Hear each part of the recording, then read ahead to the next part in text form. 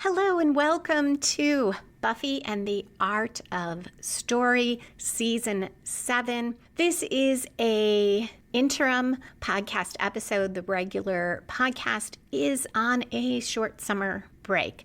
But in the meantime, I want to share a conversation between me, and I don't think I said, I'm Lisa M. Lilly. You probably know that if you've been listening, and Shiromi Arserio, an audiobook narrator, voice actor, and writer I met because of our shared love of Buffy the Vampire Slayer. Shiromi and I met in the early days of Twitter and blogging. I wrote a blog post. I'm pretty sure it was something like how Buffy the Vampire Slayer helped me understand my mother, where I talked about Buffy and Joyce and how Joyce helped me see things a little more through my mother's eyes when I watched the show the first time while it aired. And I identified most with Buffy despite being more of an adult and closer to, or at least in the middle between Buffy and Joyce in terms of age,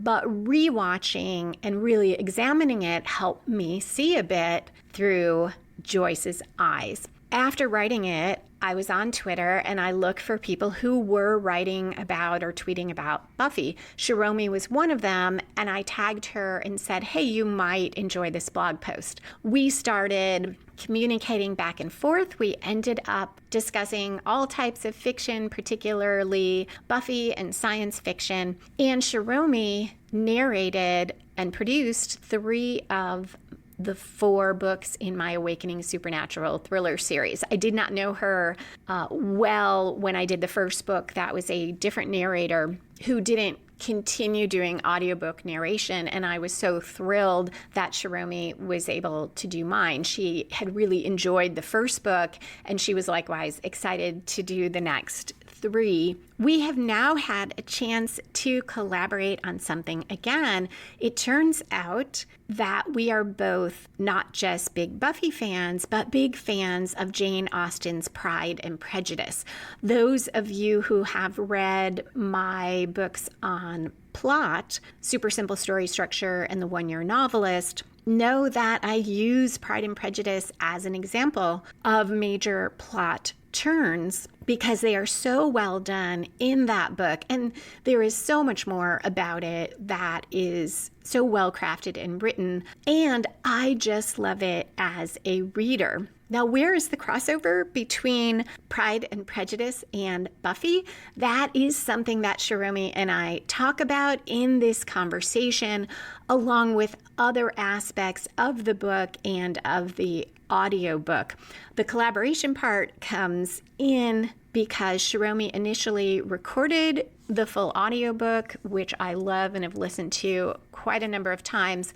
And when she decided to do a special edition, she asked me to do a foreword, and we eventually added an afterword as well, which I was so thrilled to do. So here is our conversation. I hope you enjoy it. Hi, this is Shiromi Arserio. I am the audiobook narrator of the special edition Pride and Prejudice. Hi, this is Lisa M. Lilly. I'm an author, and I wrote the foreword and afterword for that special edition. And I'm so excited to be talking with you, Shiromi, about this. Why did you pick Pride and Prejudice to produce as an audiobook and to narrate? So this answer is going to be kind of boring in that... Good. It's always a good way to start. Basically, at the time, nobody was sending me any classic literature, and I've always been a big fan of of Jane Austen in general and Pride and Prejudice in particular. So I thought, well, I'm just going to record it myself. The irony is that 1.5 to 2 years later, I got approached to audition for a Pride and Prejudice audiobook. And at that point, I wasn't going to be able to do it unless I pulled the original version down. And I didn't want to do that. But I've always just loved Pride and Prejudice. Oh, I had no idea about getting the approach later. But I'm selfishly glad that you didn't pull the audiobook so that we had this chance to collaborate. Yeah, me too. Because we're both big fans of Pride and Prejudice. I know you've been a long-time fan of it. I think in your foreword you said you discovered it in your 20s? My early 20s, I was in college. It was probably the first book I read for a literature class that really spoke to me personally. There were other ones that I enjoyed reading, but this one felt relevant despite hundreds of years having passed. And I feel like a lot of it was Elizabeth as this young woman who is she's not going along with what society wants for her.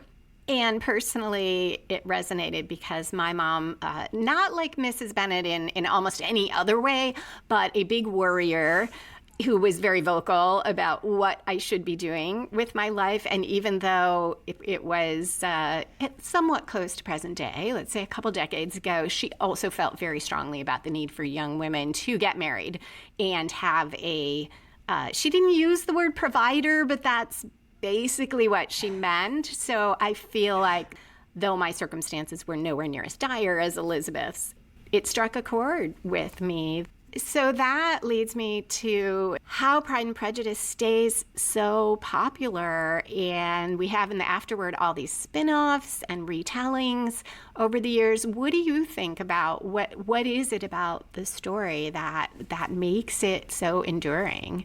Honestly, I think it's a lot of what you just said. It's so relatable. Even though it was written hundreds of years ago, we still have these issues today, the pressures of family, the expectations of society, women's emancipation. Even today, we're still struggling to get equal pay, which I think correlates pretty well with the whole, what is the word I'm thinking of? Entailment. There were very strong practical reasons why Mrs. Bennet needed her daughters to get married. Yeah, the fact that the girls couldn't inherit, I think those factors still are very, very relatable today. And interestingly enough, across cultures too. I was just thinking that you and I both live in the United States. So probably we have a lot more advantages in that sense than in many countries, and yet you still see all these barriers and issues, and I'm sure there are other cultures where it's an even more relevant storyline. I think that's why you also see other countries adapting it, Pride and Prejudice, for instance. Yeah, I was struck by that when we started looking for, you and I each had a list of things we just knew off of the top of our head that were spin-offs or retellings, and then how many there were in how many countries. It gave me a long list for next winter.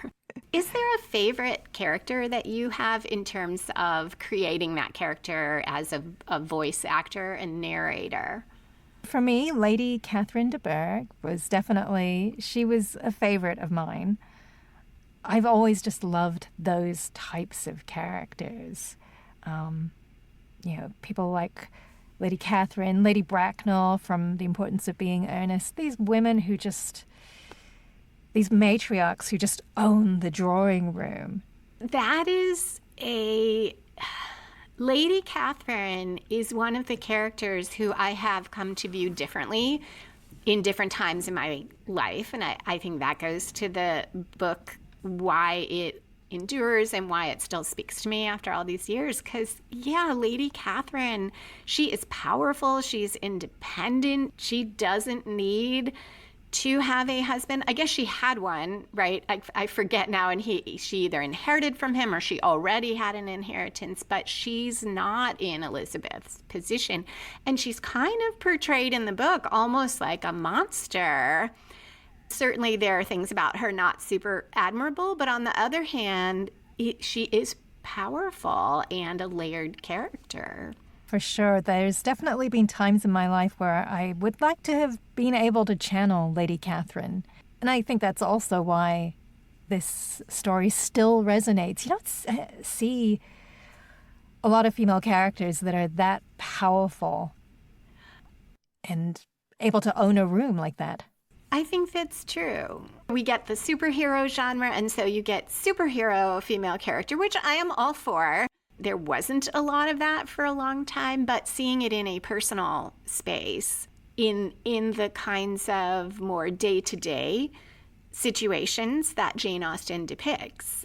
That's where we don't have as many women like that in fiction, at least not in the most widely popular fiction. We all need to, at some point or another, need to channel our inner Lady Catherine, to have that image in your head. Like, what would Lady Catherine do? Lady Catherine's not somebody to be walked all over. Yes. She does do a little walking all over other people. She's not the best character, but sometimes I think we need to be able to channel that kind of person. So weirdly, she's my favorite. I think that's neat, because that wouldn't have occurred to me until you started talking about that. Was there a character who was the most challenging for you to bring to the audio, or to life through audio, I should say? Lydia and Kitty were the hardest because they're very similar characters. I did try and do the research on this because I had heard somewhere or read somewhere that, and I think it was the 2005 Pride and Prejudice movie, they had considered just mixing the two characters and making them one character and not having Kitty at all because they were very similar. Yes. And I can definitely appreciate that, trying to make them vocally separate. Lydia is a huge influence on Kitty for much of the book. So that was challenging for me, definitely. I could see that, especially in audio. There is a lot on you to differentiate those characters. Jane Austen doesn't do a lot of dialogue taglines. That jumped out to me as a writer, that she often just has dialogue. And very rarely, so I give her a lot of credit, very rarely do I get confused, but once in a while I would have to do the go back and see who's talking. But listening, all of that has to come through unless some other character happens to say, "Oh, Lydia, be quiet," or whatever. We've got to be able to tell, is it Kitty or Lydia? Exactly. And it's not to say that Kitty isn't a fantastic character on her own. Reading her, she's a great character, but just being able to differentiate for a listener, especially, if they're listening at a higher speed or something, that was a real challenge, I felt. You've told me that you've listened to the original version of my audiobook multiple times, and I know you've come back to Pride and Prejudice as a reader many times. Why do you think that is? What keeps drawing you back? There's a couple of things. One is I just enjoy the story so much. That is partly because it is to me, a hopeful story about human nature. Both the main characters, Elizabeth and Darcy, change significantly, and they prompt change in each other through their conflict. But it's not just change. It's not change like, oh, change and I will get this person. It's genuine reflection on who they are. They're both very flawed, and an effort to, for its own sake, want to be to work on things or recognizing things about themselves. And I find that to be a really optimistic view of people.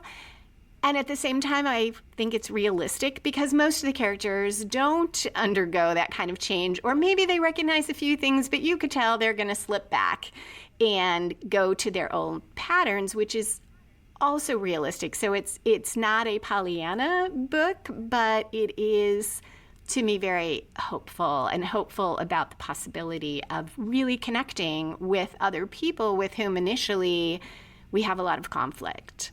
And as far as listening to it, I listened, of course, the first time when it came out because I was just so excited. You are my favorite audiobook narrator, so hearing you narrate my favorite book was just so wonderful.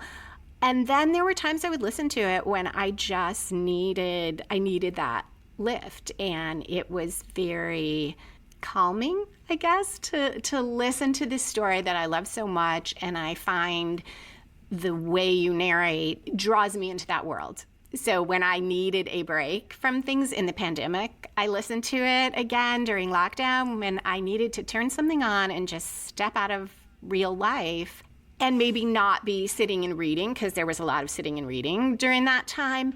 I would turn that on and just be like, I'm back in this world. I'm going to be in Jane Austen's world, as told by Shiromi Arserio, and I get a break from life, which was very valuable. It's a lot of what I go to fiction for generally, but particularly with that. I wonder if Pride and Prejudice is the original cozy romance. That's an interesting question because of the sort of upbeat nature of it. Yeah, because it is a very comforting read.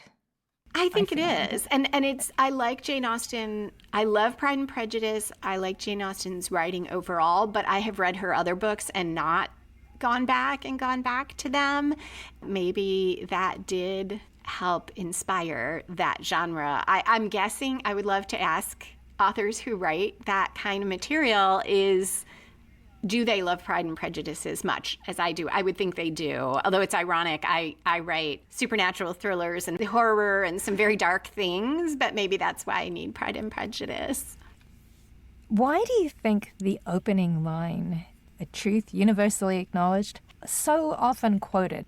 People will do little riffs on it. It's a meme. Why do you think that is? Right. Even people who have never read it, exactly. I suspect, know that line or would recognize it. I've really thought about this, and one thing is it really goes right to the theme of the book in that sense of a man with, I forgot the quote, but of a certain fortune must be in want of a wife. So it speaks right away to society expectations and this idea of intertwining of money and marriage, well, in a way that strikes at what marriage has been in a lot of cultures, a combining of fortune and how people feel about it, because there's that ironic tone to it of it's a truth universally acknowledged. The idea that we know what someone else is thinking based on certain circumstances in their life. It pokes a little fun at that too. But what do you think about that? I think it is that poking fun. It's very interesting because my husband has never read Pride and Prejudice before or any Jane Austen book. Oh, my God. and to get him to watch it would be even harder. But I actually think he would genuinely enjoy reading it because she has so much humor. And that I don't think that, particularly, not to say that men won't read Austen, but, most guys probably won't. And I don't think people realize that. Just how much humor, and it's funny. Yeah, how much she steps back and is that wry observer of society. On the one hand, I was taken aback. One of my niece's husbands is a professor, and when he said something about it being a comedy, I was like, what? It's not a comedy. I don't read it because it's funny. And then I thought, but it also being funny is part of what takes it beyond being only a story about relationships. Because it's funny in that particular way, that satire, a little bit of distance, those observations about human nature and society are what make it resonate so much. So I thought, okay, there is that. And I agree with you. I think a lot of men who are not literature professors maybe think, oh, Jane Austen, that's books for girls, or not girls, but just that's like women's fiction, or at least it's relationship fiction. And if that's not their thing, or women who that's not their thing might not want to read it. And it's so much social commentary as well, but not in a dry, I'm reading a textbook way, in a story way. And maybe that's why that line conveys so much. It tells you the tone. It tells you what the book's going to do. It really does tell you the tone of the book. Just that one line. It's my favorite opening line for a book. I think it's mine too. In fact, I don't know how many others that I know the first line. I think this is a good point to ask about. I know that you teach writing. What do you think new writers can learn from Jane Austen's writing of Pride and Prejudice? So someday I plan to write a whole book about that, but which is why you know this, but listeners don't. It took me forever to write the foreword because I started putting in anything and everything that I had ever thought about the book. And suddenly I'm like, okay, it's a foreword. It's not an entire book on writing craft. The two main things, I think, is especially for a beginning writer, but really any writer, is how strong the plot is. And I don't think people often think of it that way because we're thinking about the characters and the relationships. But you can see very clear, strong plot turns pretty much every quarter way through the book, and particularly the middle. A lot of writers, novelists struggle with what happens in the middle of your book. And you see there such a strong throwing caution to the wind moment for both Darcy and Elizabeth. You see major reversals for both of them. Then you see them again taking these leaps all in a very short span of time in the middle of the book. And it is, I think, one of maybe the ideal book of any I've read to look at for that. How do you create a really powerful midpoint and then look at what led to it and then what changes because of it?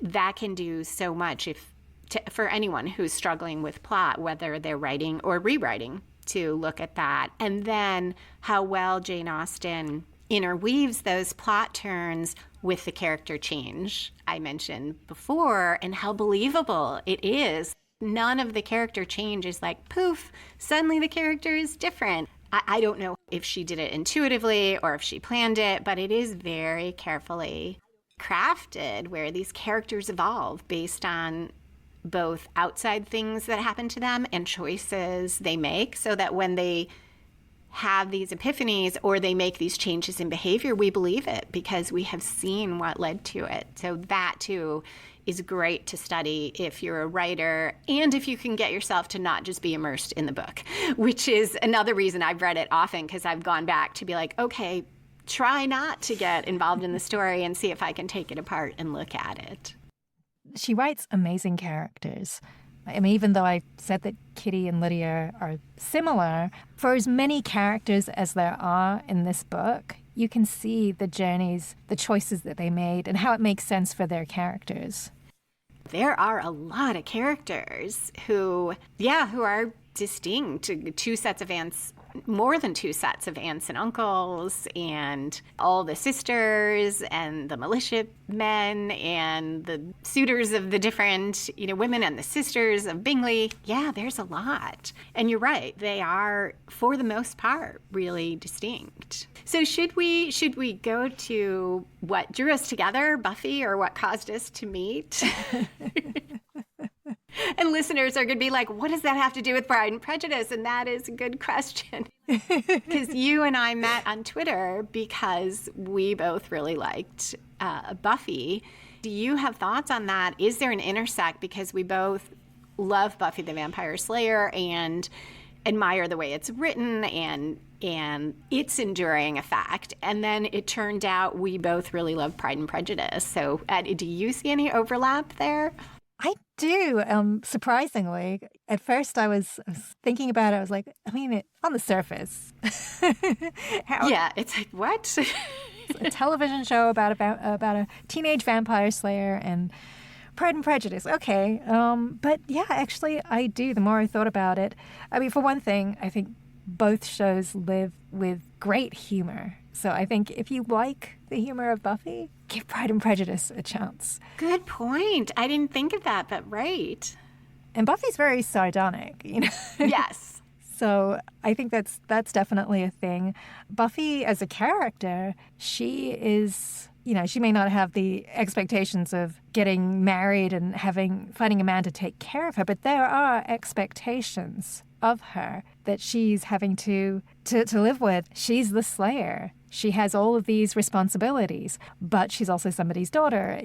She's also a teenage girl with her own wants and desires. So actually, the more I thought about it, and they're both very, obviously Buffy's a strong female character, both strong in that she has superpowers, but also strong in how she's written. And Lizzie Bennet is a fantastically strong female character who knows her own mind. They're both flawed as well. Yes, and they struggle with those flaws and try to address them. I thought it too, what you said about they both have a lot of responsibilities. And there is the issue of society's conflicting pressures on them, because when we meet Buffy, almost nobody knows she's the Slayer. And so there is that she's chosen and she's doing all this work, but society is saying, but you need to go to class, but you should do this, but you need to do that. Her mother doesn't. There is that daughter and mother, different kind of conflict, but that idea that the mother really, Joyce, has no idea what her daughter's life is like.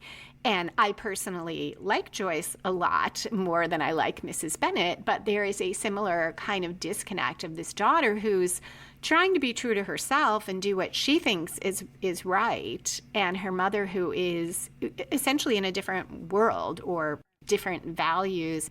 I thought all the things you said are the main reasons, and the additional one that occurred to me was the strong friendship relationships. Buffy and Willow and Xander. Buffy is very motivated by how much she cares about other people, and part of it is being the chosen one, and she's supposed to protect people, but it really matters to her, and she will go put her life on the line, not just for humans generally, but when it's her friends, it adds a lot there. And Elizabeth's love for Jane, her sister, motivates so much of what she does and says, even in connection, or particularly in connection with Mr. Darcy, and to change herself when she sees how certain things affect her sister. And that's a strong, those bonds of friendship. Darcy and Bingley, that bonds of friendship that are like family, is a big theme in Buffy. And I think we see it less explicitly stated in Pride and Prejudice, but it's there. Yeah, I hadn't thought of that before, but yes, there's definitely strong relationship bonds in both books. Also, Buffy and Lizzie are both, they're both underestimated. Yes. Buffy's this tiny, blonde teenage girl. People don't think that she can take care of herself, but obviously she's also the Slayer, so she can. Lizzie is, men will look at her and assume that she is just as flighty as her sisters and will just dismiss her, but it turns out that's not the case. Yeah, going back to your Lady Catherine point, one of my favorite scenes is the first time Elizabeth and Lady Catherine meet, because Lady Catherine is kind of surprised to have this young woman kind of go toe-to-toe to her in a very civil and polite way, but to push back. And I like to think that despite that I don't think they ever become best friends, I like to think that on some level Lady Catherine respects that. And it really shows you a lot about Elizabeth, that she can hold her own, though she is much younger and, as you said, is apt to be underestimated. Definitely. I could see, obviously Lizzie will never end up like Lady Catherine, but I could see her earning her respect, and in a different way. Lizzie's strong in a different way. Right. Unless you read Pride, Prejudice, and Zombies, and in that case, she's also very physically strong. That is true, yes. That's probably why, though, I really enjoyed that book as well. I thought that was one of the spin-offs we listed in our afterword, and I guess it's not a surprise I would like it, given loving Buffy and loving Pride and Prejudice. How could I not love something that sort of combines them? That is very true. Yeah, it's been a long time since I've read that one, but yeah, I can see that. Anything else we should talk about? Do you have a favorite spin-off? I did really like Pride and Prejudice. I thought I don't watch Bollywood, but I thought it was a great setting for it, especially because of the cultural implications there, as far as like arranged marriages and things like that. Made a great setting for it, and it was just fun. I have not watched that, so that makes me want to watch. Mine is probably the Lizzie Bennet Diaries, which was a video podcast. They did short segments, and to your point earlier, it did dispense with Kitty as a character, and there was just Lydia, which makes a lot of sense to me in the context of doing short episodes that people were watching perhaps stretched out over time. And the conceit was Lizzie is sitting in front of her camera and talking about things, so you have to bring in people. She talks about them, but sometimes people would appear, and Lydia was hilarious in that. But I could see why they didn't bring in another character. I definitely need to check out the Lizzie Bennet Diaries.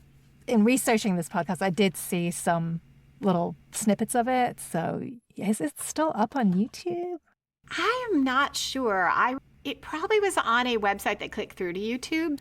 I am looking it up now, and it looks like it is on there under the channel, The Lizzie Bennet Diaries. There we go. Easy enough to find, which is a good segue to where and when the special edition of the audiobook will be available, or is already, I think, available for pre-order.